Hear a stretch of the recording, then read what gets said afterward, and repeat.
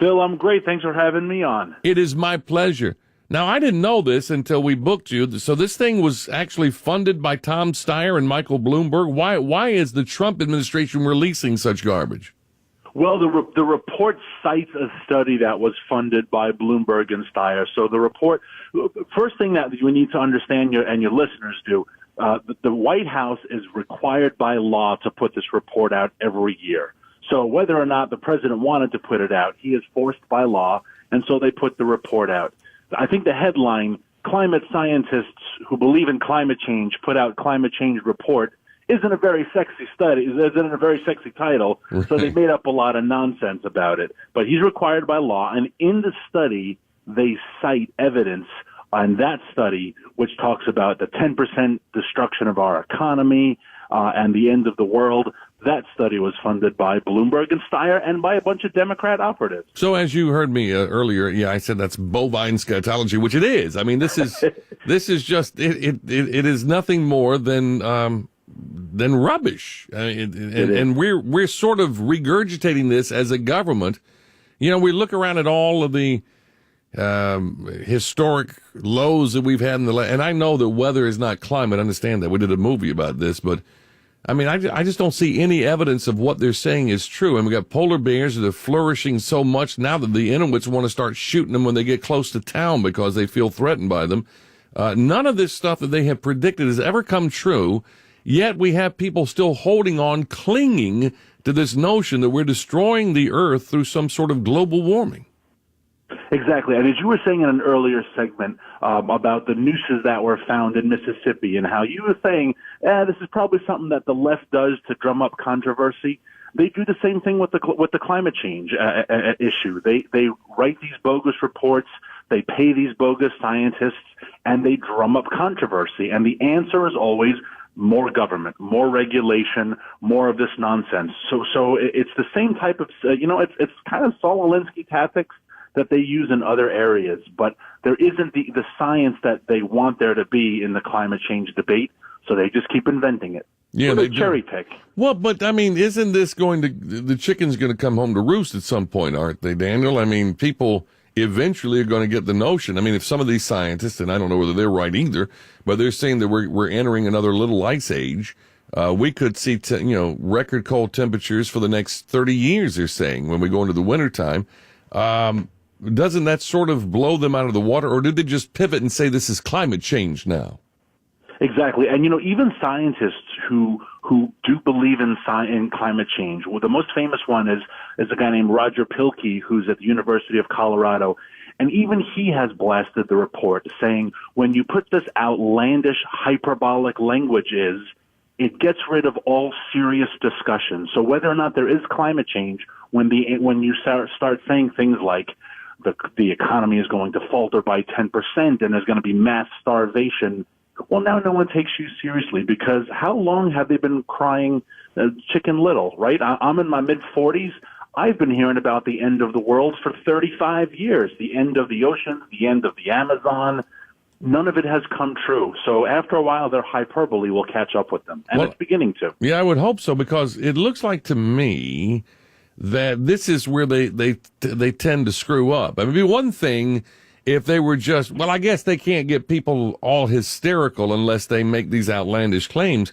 But these are the same claims that Al Gore was making 30 years ago. We got 10 years to do something about this. And then 10 years passes. We got an extension on the end of the world, It's ridiculous. And then another 10 years goes by. We got just 10 more years and they keep saying the same thing over and over again, and none of it comes true. But then you look at the polls out there, and you got a majority of people believe that we are somehow destroying the planet through global warming.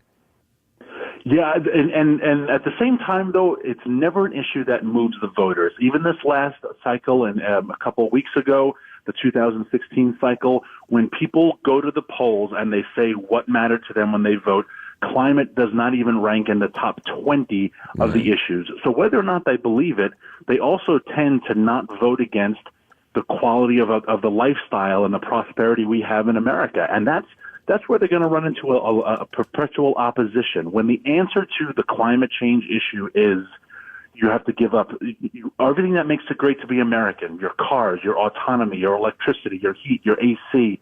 Who wants to go live in the third world? The third world doesn't even want to live in the third world. That's why they're trying to come to America. And so if these people try to push this constant socialism and this constant go back into the Stone Age mentality, it's going to lose. And that's why I started this group, Power of the Future, to call these groups out all the time, because what their agenda is dangerous for America and America's prosperity. Now, when you say Power of the Future, what do you mean by that? I mean, I know that it's powerofthefuture.com, but do you mean Power of the Future with what they call fossil fuels, or is it just an ideological Power of the Future? I called it Power of the Future. I started this group to call out the radical green agenda and to battle them in the local area where they do a lot of damage. When the green groups come in and Greenpeace buses in some college kids, et cetera, when they win an environmental battle, the local people lose. Miners lose their job. People who work in the oil and gas industry lose their job.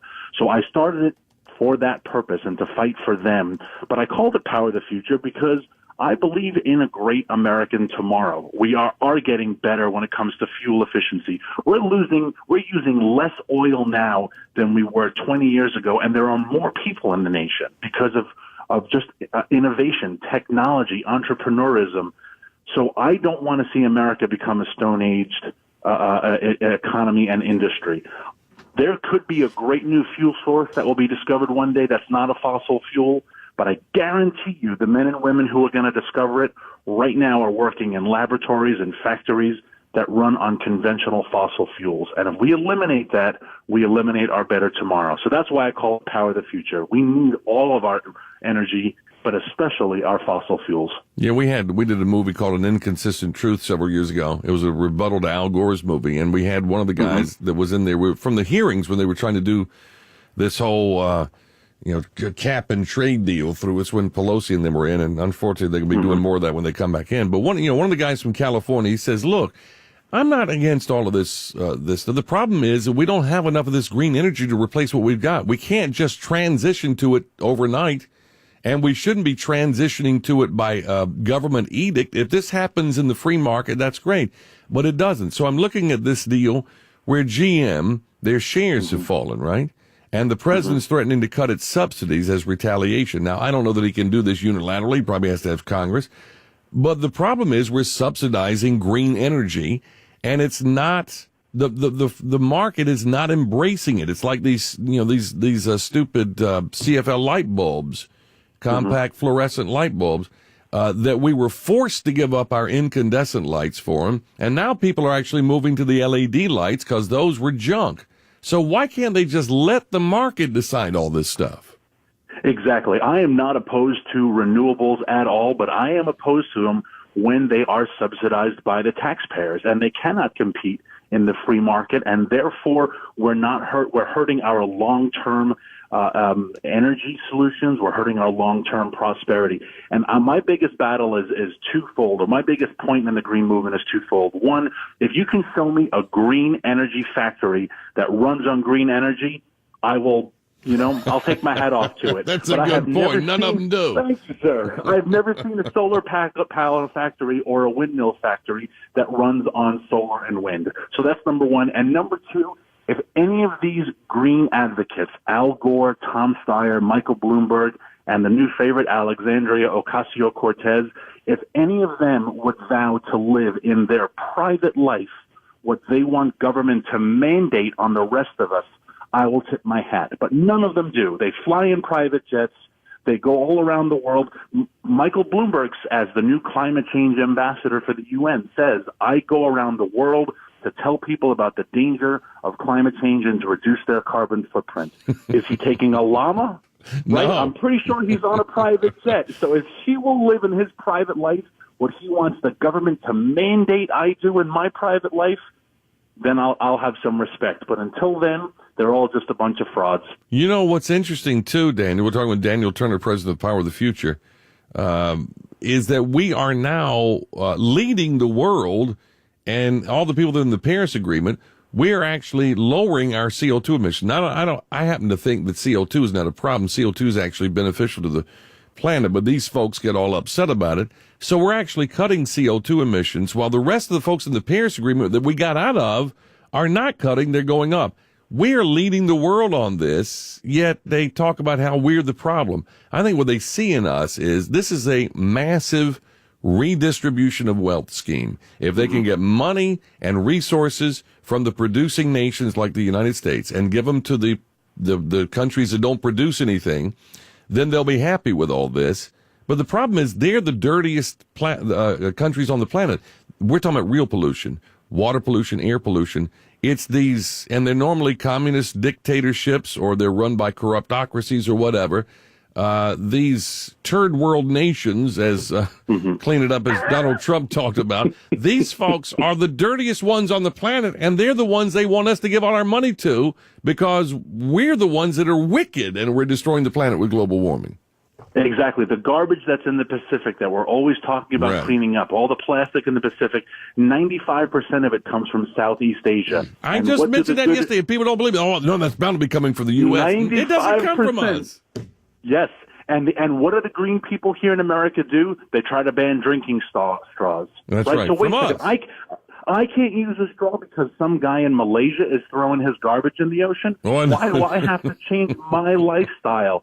And you know, a little reported fact over Thanksgiving weekend, there are legitimate riots in Paris and all across France because their President Emmanuel Macron has put on a new carbon tax that raised the price of gas to over $7 a gallon. And why did he do this?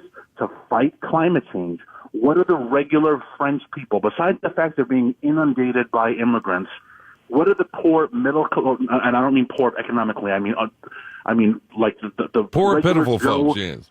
The regular Joes of France who are trying to make a living do with $7 a gallon gas. What does their government say about them and about the life and the dignity of them and their job and their labor? This is all a nonsense bow to the religion of climate change. The best thing that Trump did was pull us out of that Paris Climate Accord, because why are we curtailing our lifestyle and our prosperity so that China and Indonesia and India can continue to pollute and that Europe can go in its socialist ways? Absolutely not.